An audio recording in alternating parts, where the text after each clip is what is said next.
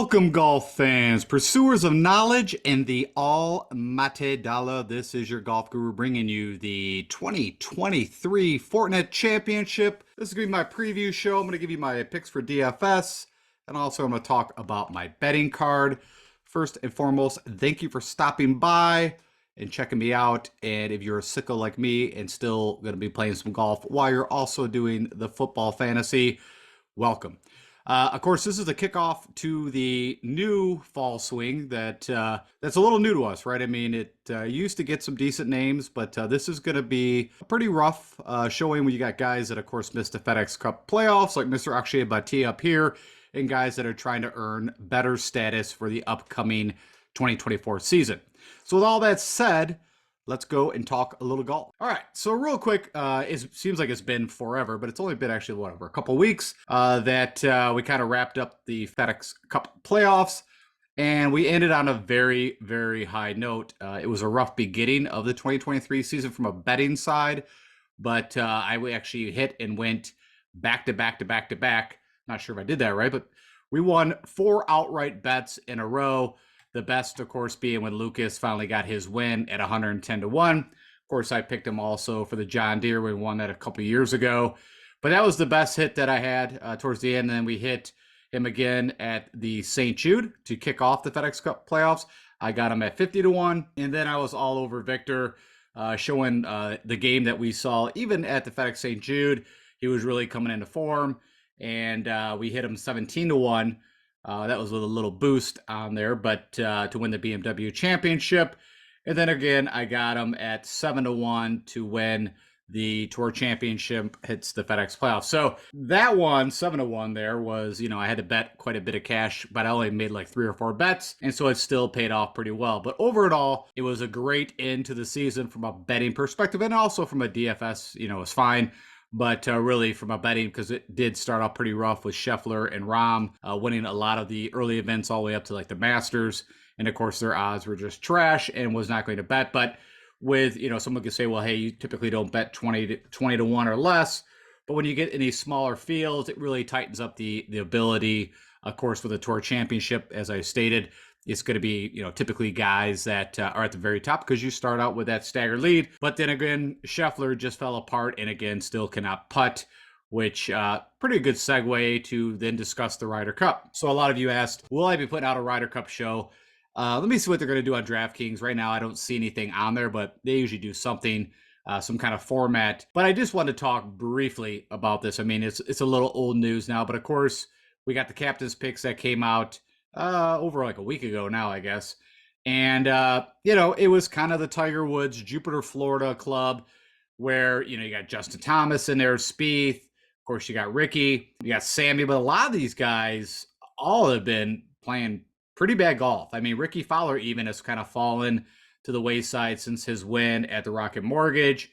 Of course, Brooks, he has some really good majors, and Brooks is Brooks. I have no issues with that pick.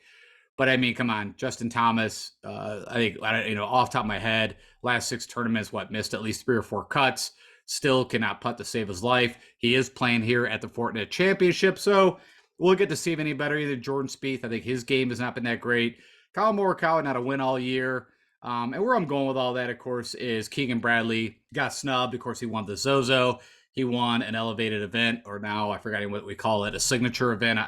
They've had like 8 names: designated, elevated, signature for the 2024 season. But anyways, Keegan Bradley, of course, came out on, Twitter and some other things and still got his bag packed from, I don't know, was this 2012? I don't even know what year this is when he played. But of course, there's some also stating that he's still got a relationship with Phil Mickelson. Maybe that has something to do with it. I don't know. Anyone with any sense can kind of see that Tiger Woods definitely had influence. It's kind of the Tiger Woods Rat Pack that got selected. And sorry, Keegan, you're not in the Tiger Woods Rat Pack, so you did not make the team. And hopefully, like he stated, I'm just going to have to make sure that I qualify with the top 6. And then, of course, a little bit later, about a week later, they announced the Ryder Cup, again, the 6 picks.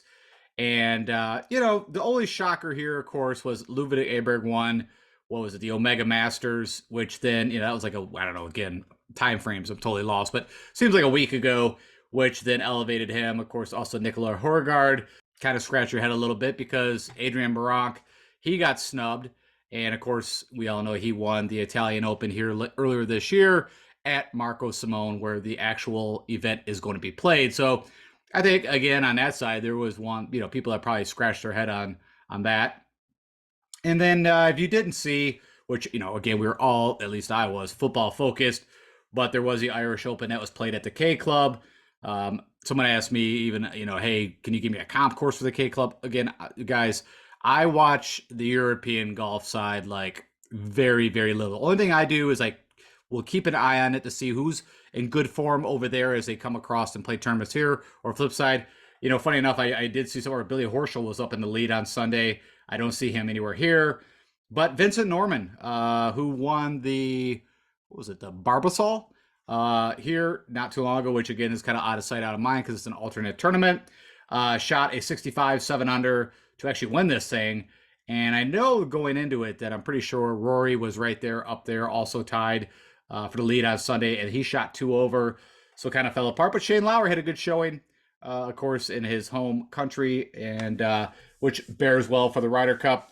And if you're asking me who I think is going to win right now, for me, I wish I did not bet it, but I think it was like 3.5. You could have got it. Odds probably back a few months ago. I would have been all over Team Europe, I think, is the guys that will pull us out. So if you're still interested in betting this thing or any action on the betting side, I would probably look for Team Europe to go ahead and pull this thing out because, if you just look at the U.S. team, everybody's in such horrible form, even Scotty with the putter. You need the putter, right? They're going to pair him with Burns. That did not work out last time. And like I said, maybe I'll do some kind of a Ryder Cup show to kind of dive in those details. But yeah, I like Team Europe going into this versus, but again, the money is just not enough for me to really even concern about, or at least the odds. Let's switch gears. Let's talk about this Fortinet Championship again, with this being the swing season event. I'm not going to spend a ton of time on this, but I want to get you guys enough information. Again, if you are a little bit nuts like me and still want to get a little bit of action, of course, I've got quite a bit of action that's going on the football side.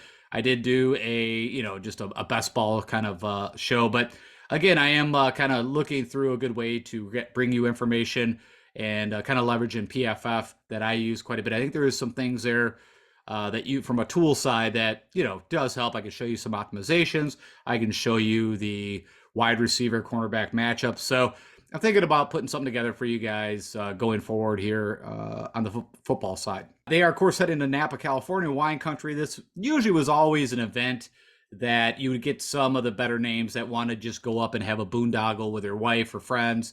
So, again, if it worked out where some of the guys like a JT, Ricky Fowler, whoever was like, hey, let's, take the girls and let's go do a wine country tour or whatever. That's, we usually get the good names. Of course, other guys that would play this thing were guys that, again, that were trying to win a tournament to, get their FedEx Cup points up, which, that is not so much the case anymore. Of course, FedEx Cup points will kick in to the start of the new year. But what this does do is allow guys to gain points against last year to allow them to then move up spots to hopefully get into those signature events that are coming up, or literally just get their card. We also have new Corn Ferry grad guys. I didn't go in and do a deep analysis. There is quite a, I don't know, usually you have a top 25 that graduate. Typically, there's going to be one of those guys that have been playing pretty hot that might end up on the top 10 leaderboard. So we are at the Silverado Resort and Spa. That is the North Course. This used to be the Safeway Open, whenever I think, or the Fries.com. I mean, this is a while ago. And this was the tournament, if I remember correct, Emiliano Grillo came out as like a rookie, won this thing, and then, of course, didn't get a win again until just recently he won at Colonial, which is the Charles Schwab. It is a par 72, and it is playing 7,120 yards. So, side note on this, everything is the same from a par and from a yardage, but they have done a bunch of rerouting. I have no clue why. Just to kind of mess with us, I think. But the back nine is where 3 par 5s sit now. And I've got a little bit on that. We'll go into it. But I just wanted to call that out just in case you get tired of hearing this voice and you already have turned this thing off. Fairways and rough, you got that Bermuda Poa ryegrass mix. Last year, the rough was around 3 inches. This year, it's saying 2.5. Depending on the weather, it'll probably grow up. So, 3-inch rough. But I don't think it's getting out of this rough is, not like Bermuda. It's not that bad. Greens are POA heavy, and then it has, this mix in with the bent. We've seen quite a bit of this on other courses. And you're used to it, kind of like the guys that grew up in the southern regions that like Bermuda. There is an advantage there. It does show up. guys that typically do well on POA, typically, again, show up over and over and over. A lot of that is, of course, the familiarity and not getting pissed off as the greens really bud and in the afternoon and not been cut. You get those patches, which can send your putt off on a tangent. And some guys just lose their mind when that happens, which I can understand. As far as I know, we do have a full player field, 156 as usual, cut down to T65 in ties. Historical cut line is the same, 2 to 4 under. I think last year was 1 under, if I remember off the top of my head. And then, of course, Max Homa, back-to-back winners here. You had last year, if you remember this, and it kind of brought into my mind. I think it was on the 18th hole. Max Homa chipped in for birdie, I believe it was. It looked like no way possible Danny Willett, I think it was leading by a couple strokes on the 18th hole. And you had Homa chip in. You had Danny Willett literally 3-whack from 3 feet. I felt really, even though I had money on Homa, I felt really bad for Danny Willett. And actually, I think I saw that he actually WD'd from that Irish event, Irish Open. So just side note, but it was a meltdown, and it was, and he's actually a pretty good putter. Of course, also won the Masters a while back. So anyways, Homa won it last year at 16 under. Danny Willett ended up at 15 under. And then you had Homa win it last year at 19 under. Then you had Stuart Singh, kind of the revival start to his career. And if I remember right, when this thing was called something else, and I might be getting this confused because he also won the Travelers, but I think he's won here way back. So he definitely likes this track. You had Cameron Champ, which I don't know if this was his first win. It was either his first or second, who won here. And then you had Kevin Tway the year before at 14 under. So, just from a broad stroke, if you look at least these 3 guys, what I always remember was, distance off the tee definitely shows up here. And it's just the guys that are really good with the wedges from like 100 yards, 125. And then also the putting on POA. You still need a hot putter as always to win, but that could pop up at any time, because if you look at these guys, remove Homa, but Sink, Champ, and Tway are typically not known to be good putters. Okay, the average green size is tour average. What does that mean? 5,500 square feet, and they're pretty flat. So nothing from what I have on here that anything really too tricky with the greens. Hence why maybe some of the bad putters have one here. That's also popped up right at like the Rocket Mortgage at Detroit Golf Club. You get these guys that, distance is kind of king. It's that 100-yard, 125 shot. And then, pretty, flat Donald Ross greens where, not too much trick to them. You got really tight fairways here. You got 20 acres of fairway, so it is tight. But the only thing that would be penal is there is trees that, can come in your way. But again, getting out of that rough, I don't think it's super crazy. But scrambling definitely shows up as a key stroke gain stat that we will be plugging into the model. You got 52 sand bunkers, so not a ton. And then water only comes into play on 2 holes, and both of them are on par 3s, which I'm not sure now. I think this has changed, but it used to be 11, 15, again, with the rerouting. I don't know where they come in. And then these greens run somewhere around 12 on the stemp meter. Of course, defenses, we were just talking about some of the hardest fairways to hit.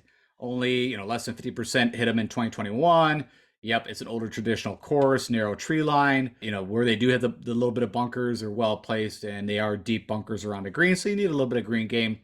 And again, probably that scrambling definitely comes into play.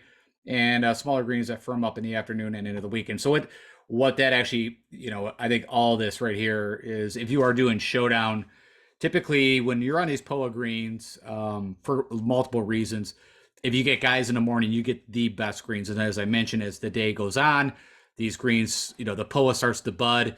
It makes these little round, like bumpy patches. You got that. The greens are typically also a little softer in the morning, depending on, how much sun they've had there and all that. And then also usually have the calmest wind. So again, why most guys that play showdowns and play for larger sums of money, like myself, typically our matches are over by 1 o'clock. So either you won or you didn't when it's kind of the head-to-head or best out of 4 guys in the pool. Kind of mentioned this, you're looking for 2 types of players that seem to show up here, and we'll go through history, but bombers that are good from 75 to 125. So if I remember right, Taylor Montgomery actually showed up at this track, and we know he played terrible in 2023, but what does he do? He hit the ball long, not so accurate, but was a really good putter, so, and was pretty good from this 100 yards. Our Taylor Penderith is another guy that comes to the top of my head that's really good at that. Or you can go with the plotters. So you got the Ryan Armours that's showed up here. You got the Brendan Todds and so on and so forth. So, either way, this course, but what we have seen, and I would put Homa more in the distance, but I mean, he's just an all around good player. I don't look at Homa and say you've got this skill set and that skill set. As far as I'm concerned, he's got the whole skill set, and when it's together, hence why he's won some of the bigger tournaments on tour. I think that's enough. We're not going to go over the map because it's all rerouted and it is just a terrible map. But if you want just a quick, if you don't remember this tournament, if you want just a quick, you can see again up in Napa, you got the mountains, you got these old, I don't know I forgot the name of these kind of trees, but maybe cypress. I don't know what the heck they are. Ton of trees that line this thing, and hence why scrambling again can come in. But it's a course that if you've played an older course, you probably play something very similar. Maybe not the mountains, unless maybe you played in Arizona. Quite a bit of mountains there. So I don't have the scorecard as in, to look at past historical because I had it, but I'm like, this makes no sense. And when I look at this, I don't really see, and this is from a showdown perspective, I don't really see the big advantage of, guys here going off 1 or 10, but I don't really have that view. I would almost lean, the reason why I'd go off of the guys in the back is that you've got, but I mean, that's right. So there's a par threes that kind of mess this up. And just side note, the par threes are some of the tougher holes. They were always the highest handicap. So like this number 7, number 2, like they're all pretty long. And so literally if you handle the par threes, typically you got a good chance. I mentioned these 3 par fives in the back now. So that is different. You're 37 going out and 35 going out the front. You only got 1 par 5 on the front. And again, what I was talking about here is this whole rerouting. So 10 holes in a different order, including the signature number 11 hole, playing as a tournament number 17 now. And then I guess they had a ton of rain into California, which I did hear, a lot of flooding. Even this course got flooded out a couple times. So almost over double inches in rain. But it says now the summer's been mild and cooler and the condition of the course is fine. So nothing that we have to, and what would that mean? It would mean, hey, maybe we do want guys that hit the ball a little further off the tee because, of course, you're not going to get much roll. And, but it says right here that what I'm getting is nothing to worry about now. So with all that said, what is the player profile that we're going to be looking at from a stroke gain perspective? What do we need these guys to do well when we're making our picks or bets? And as usual, I've got approach at number 1. Putting definitely does show up here.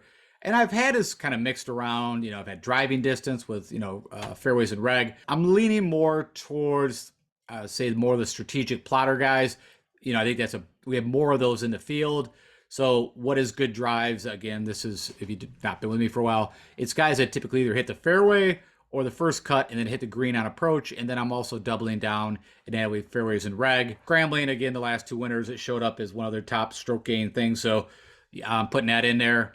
And then the 2 proximity of the pins that show up a ton. So you're going to notice I don't have ball striking in here. And if you're curious what that is, of course, it's typically guys that are really good at that 200 plus with the irons and the hybrids, even though Max Homa fits that build. What it shows here is off the tee, and then you're either hitting a 100 yards or a 130-yard shot 36% of the time. And then there's like 10% of the time that you're less than 100 yards. So again, it's a wedge game in which, if you remember right, Max Homa was just ridiculous. Now, funny enough, at one time, Justin Thomas from this distance was the best by far on the PGA Tour. But it has not been working out that way as of late. So just a side note, I mentioned par threes. Of course, there's some very tough holes, so I have added in, I believe that 175 to 200 is what I ended up in the model. Okay, and then real quick, we talked a bit about the past winners, so I'm not going to spend a ton of time on this. What this will do is give you some history. This is going way back when Kevin Tway won, but I mean, again, a pure mix. You got I'd say Kevin Tway at this time specifically is a bomber. Then you got Ryan Moore, a pure plotter. Then Snedeker, I just put in there as a plotter. And then Luke List, a bomber. And you can see off the tee where the bombers kind of gained. And then, of course, but the putters did show up, and then approach. And over again, you can see approach, all green. Off the tee does come in. I mean, Cameron Champ literally gained almost 7 strokes with the driver and then gained everywhere else. But Adam Hadwin, more of a plotter. Mark Leishman has done well here a couple times, but we don't have to worry about him. Or CH3, don't have to worry about him. Funny enough, Brennan Steele won here back-to-back. I think I already moved that from the course scene, but it doesn't matter again because he's on a live tour. But if we think of his game, he is very long off the tee, pretty good ball striker, and I'm guessing he finally just putted a couple times. He must really like the Polo Greens. And then Harry Higgs, I believe his best finish ever was at this track. And I don't know if he's actually in this field. I did not notice. But Ches Reavie is in the field, has been in good form, and could be someone to think about from a betting perspective, and definitely rostering DFS. So this is going back to Homa's first win in 2021. And I kind of, think it's interesting because Matt McNeely, at one time, I think we all had very, big high hopes for his game, but he had a terrible 2023 season.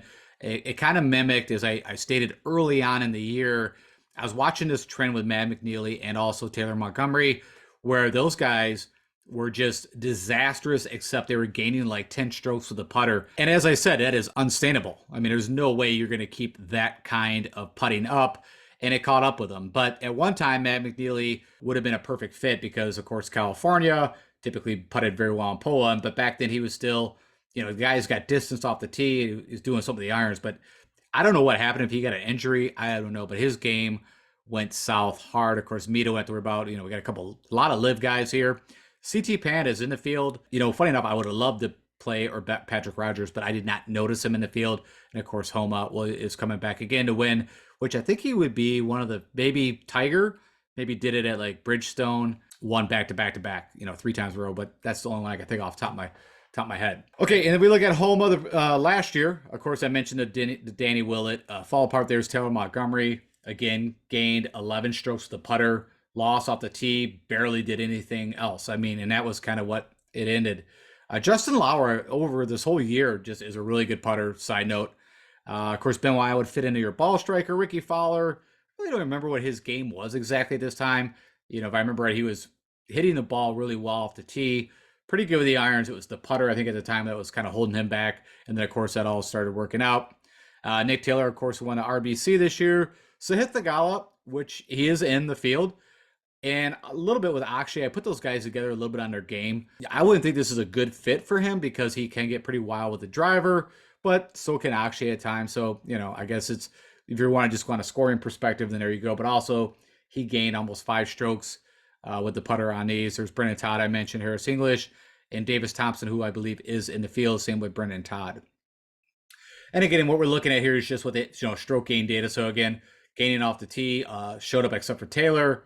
Of course, the irons, and then the putter, at least all the guys, which is very typical. I mean, it can happen. We've seen it where guys have won tournaments with losing strokes with the putter, but it's pretty rare. Okay, so with all that said, I did create a custom stat model. Of course, what I was just talking about on the player profile.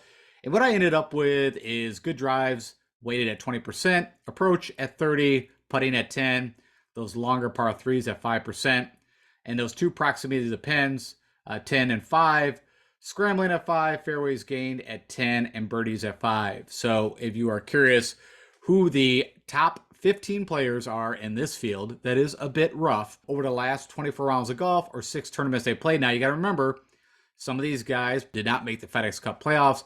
Of course, this year was a lot more stringent, where you had to be, 75 to get in, top 75, moved into the FedEx Cup playoffs. And number 1 guy, Ches Reavie, you got Brendan Todd, Dougie Gim, Max Homa, Andrew Putnam, Russell Knox, Ryan Moore, Charlie the Hofster, Kevin Streelman, Austin Eckroat, Sam Ryder, Stefan Jaeger, David Lipsky, Marty Laird, and Ryan Armour are your top 15 guys over the last 6 tournaments, 24 rounds of golf against that model. So recent form. And then, as always, I did recent form for you.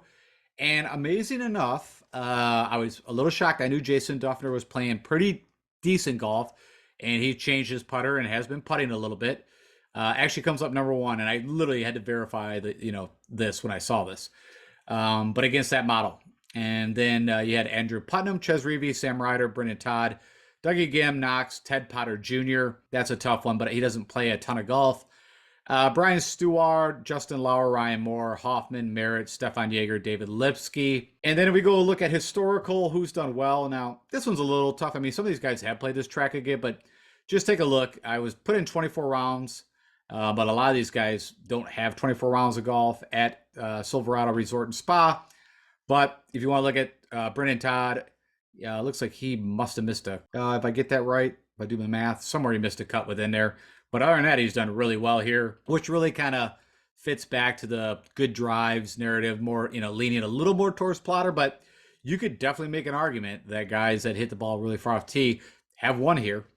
I got Ches Reavie, Kyle Stanley, Doc Redman, Ryan Moore, Ben Crane, Party Marty Lair, Stuart Sink, Cameron Percy, JT, which again I mentioned he's in the field, Tristan Hadley, Mark Hubbard, Webb Simpson, James Hahn, and Sahith Theegala. If we were just looking at historical data on this track, who's the best or the top 15. So, and Party Marty Lair's been playing a little better as of late, just total side note. So as always, one key thing, I mentioned irons are always key. And so what I've been doing is this kind of Iron Man that I've been doing for a while now, and I like it, where we're taking approach at 50%, and then we're taking those two key proximities. Now you're going to notice in the larger model, I took the 75 to 100. In this one, I took the ones that are 18% each, and wanted to see where this kind of baked out, weighed them at 25 each, equaling, of course, 100. If you're curious with what I think is the best iron players in this field at the distances we need to worry about and overall, Doug Gim comes up number one again, and this is over the last 24 rounds of golf they played or 6 tournaments. Dougie Gim, the Hofster, Ches Reavie, Eric Cole, Sam Ryder, Ryan Moore, my Brokeback buddy, Patty Gazar, which I really did nothing with this year, so totally was able to kick that habit. Kevin Streelman, Luke List, Ted Potter Jr., Cam Davis, Satoshi Gadire, Justin Thomas, Grayson Sigg, and Ryan Palmer are your top 15 guys, best in irons over the last 6 rounds of golf under these stroke gain categories. So because there was this, I talked a lot of, or showed a lot about, the modeling on the plotter side. And if you are curious, because I said, hey, of course, we've shown, in the past that guys that hit the ball very far, and maybe not even so accurate, but very far, do typically do well at this course. And also from a betting perspective, you want to take some flyers. Funny enough, Garrick Hago comes up number one. And what we're looking at here is I weighted driving distance 50% and fairways gained at 50. So as you can see, funny enough, it's pretty rare that of course, we get both. You're going to be very elite, like a Ludwig Egbert. Literally, probably if he was in this field, would probably be number one, because that guy hits it about the furthest and hits it the most accurate I've ever seen. Garrick Hago, and us is looking at the last 6 tournaments these guys have played, is the sample size of data. Garrick Hago, Max Homa, Akshay Bhatia, Brent Grant, MJ Duffy, Tyler Duncan, Scott Harrington, Cam Champ, Peter Quest, right? The Monday qualifier extraordinaire is in the field. CT Pan, Sean O'Hare, Dougie Gim, Austin Eckroat, where he hit a good, Byron Nelson. And then we're just all kind of waiting for him to get that win. And then his game went south. Lanto Griffin dealing still, I think, with the hip injuries or whatever he's been going through. And then it's Mark Hensby, which I'm really curious, but he played in a few tournaments. He is a Korn Ferry graduate, and he popped up. And again, this is going off older data because it's like the 3, invites that he got. So if you're curious who Mark Hensby is, he is a new Korn Ferry grad and does have some pop in the bat. Now, if we want to just look at guys that are really good at putting on POA, because I always kind of do this, especially around POA. Now, you got to remember Kevin Kisner, how do you put this? He's brutal. He played, I think, out of 10 tournaments he played last year, he made the cut once.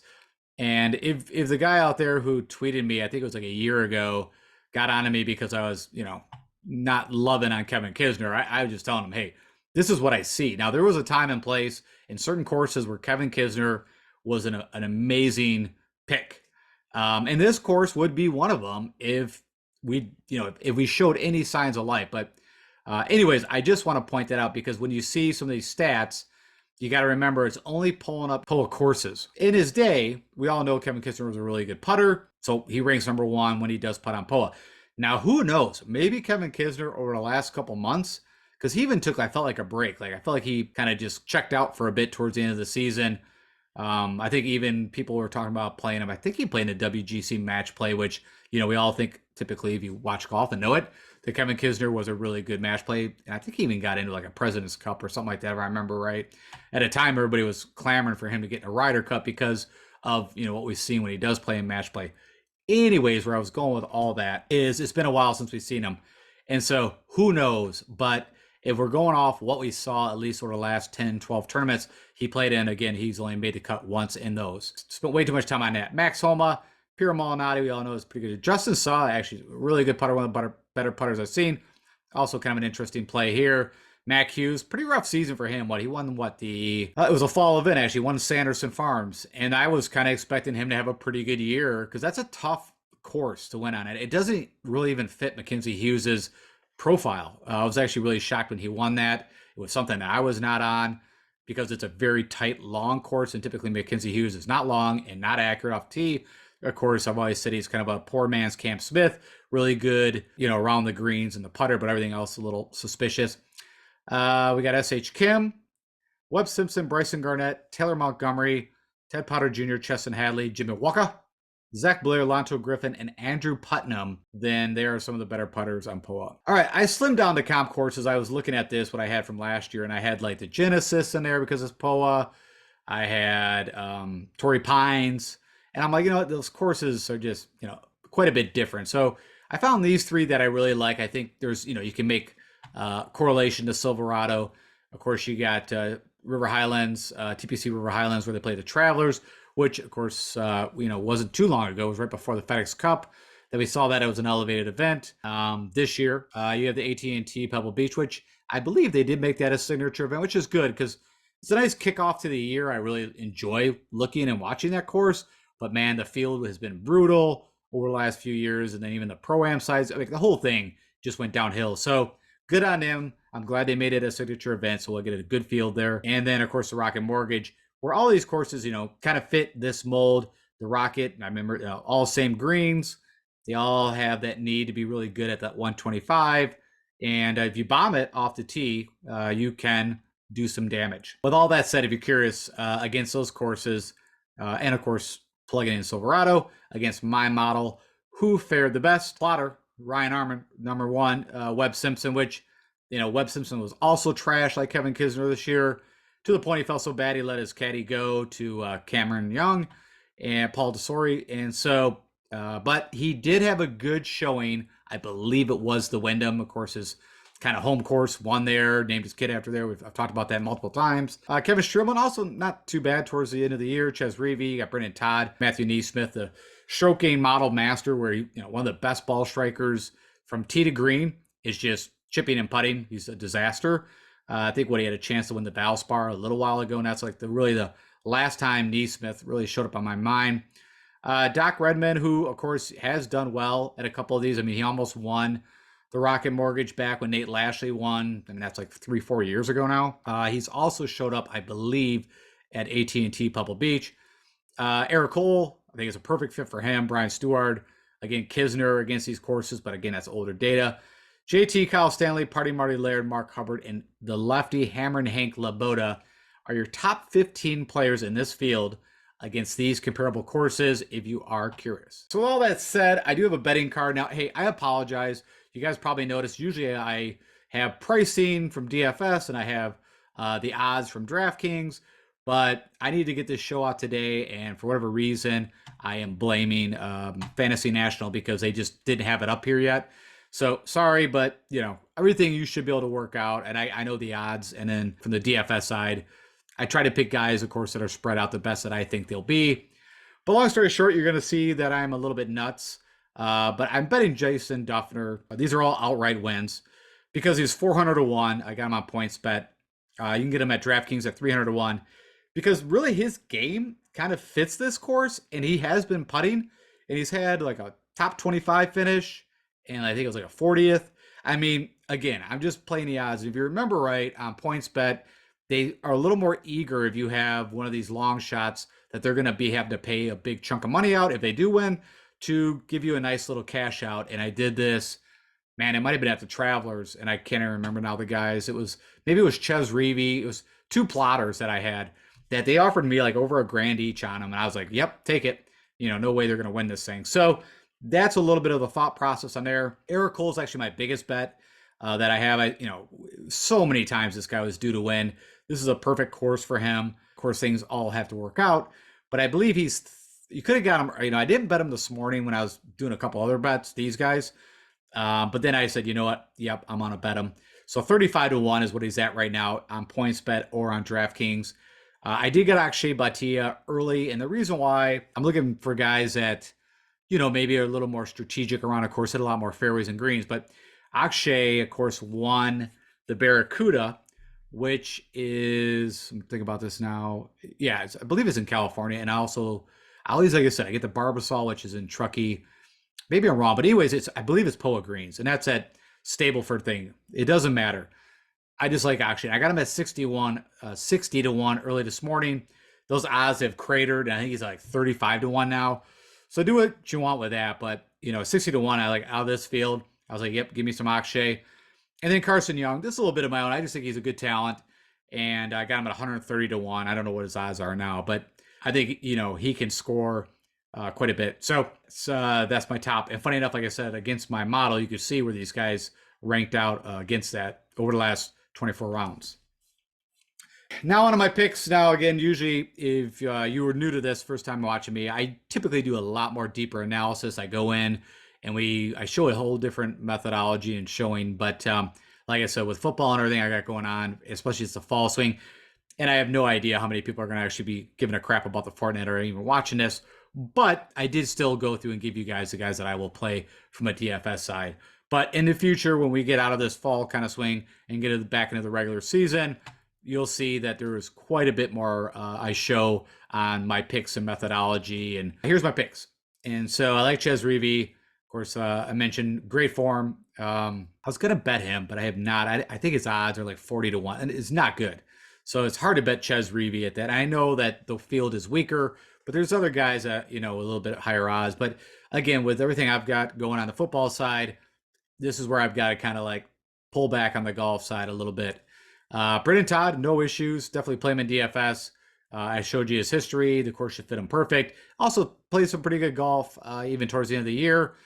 Dougie Gim, you got Homa, of course. I mean, how are you not going to play Homa here?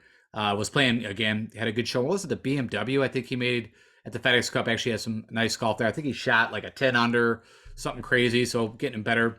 Andrew Putnam, I didn't bet him, but I think he's a good bet here. Like I said, I had to make some decisions, but I think, again, he's around 40, 50 to 1, but should be perfect and still waiting to get his first win. Sam Ryder, awesome with the irons, pretty good putter. And the driver can get him a little bit of trouble, but other than that, good play with Lipsky. Same, I always kind of look at him and Gim about equal. Just in my brain, they look a little bit alike. They play a little bit alike. So like them both. If I'm going to play one, I typically play them both. Peter Quest, awesome putter and typically does score. So hope he keeps that going. Monday qualified a few times. And then, of course, I'm going to forget now which tournament it was that he, had like a top 5 and had a chance to win. He did that a few times last year. It was amazing. Nate Lashley, don't put him out. Of course, I mentioned he had a chance to, he competed at AT&T Pebble Beach Pro-Am. Of course, won the Rocket Mortgage. So a lot of reasons. And also, I will bet Nate Lashley. I should have done that. So I have no idea what his odds are. Hold on tight. Let's take a quick look. So Nate Lashley, you can get him 75 to 1 on DraftKings. And if you go over to PointsBet, you can get him 91. I will bet him at 90 to 1. And I actually just placed that bet. So we'll do that. I mentioned Jason Duffner, 400 to 1 over on, of course, PointsBet. But you can get him, I believe, 300 to 1 on DraftKings. Eric Cole, told you I like a lot. Cam Davis, don't put him out. He also won the Rocket Mortgage too, right? It's been a while since I had to think golf. It's kind of funny. I think I believe in a playoff against Troy Merritt. So a good fit here. Akshay Bhatti, I told you also the course comp fit. If we could actually get stroke gain day for the Barracuda. I mentioned Carson Young. I'm just a fan of his game. Scores a ton. He also can get a lot of bogeys, but I think he's got a lot of talent. I'm going to throw Ken Champ back in there. He started to play a little better golf towards the end of the year. And typically guys that have won at a track, they're going to have a lot of good feelings. Troy Merritt, which fits right into, of course, as I mentioned, with the Cam Davis. Bo Hausler almost had a chance to win AT&T Pebble Beach Pro-Am. And typically can show up on these kind of tracks, so I like him. And then last but not least, just Callum Tarrant, because, again, I put him right with Carson Young. And I like to play these guys, typically on DraftKings. You get them for a pretty good price. Now, in this crappy field, I have no idea where they're going to be priced. I'm guessing in the 7s, I hope. But, I like to play those guys. Both are to me, very similar in their games and can also score. All right, that's it. I told you guys it was going to be relatively quick, but it's what I have right now. And I wanted to get you guys out something. I don't know how many people are going to be doing shows for, this fall swing, but at least you can come here. I will give you guys at least one show per week, where in the regular season, you're going to at least get 2 or 3 and a lot more deep analysis. So if you are checking me out for the first time, stick with me, especially when we actually get into the 2024 season and the Tournament of Champions. little higher quality, but still really good stuff. I think I'm giving you guys some. And if you like it, click the like button. If you don't, click the down. I don't care. Do something. Comment. I don't, whatever you want. Just give me some activity on there. It'd be great. And if you are new, hit that subscribe button. Appreciate it. Again, I don't, no BS here. I just get you guys the information that I have. And last but not least, if you feel so and want some info at times or something to laugh about, follow me on Twitter or the X at DFS Golf Guru. All right, guys, all the best. Actually, I'm doing this on Monday. We got Monday Night Football, so enjoy that game. Hopefully, it's a little better than what we had for the Sunday night game, where that was just blowout. I think probably everybody turned that thing off if you even made it to the half. Not too dissimilar. I think the Jets defense are that good. I think they're going to give the Bills a bit of a struggle. So if you are playing some of the showdown stuff on there, you're going to want to probably put the Jets defense in play. All right, guys. All that said, have a great day and enjoy the golf, enjoy the football. I'll talk to you guys next week. Take care.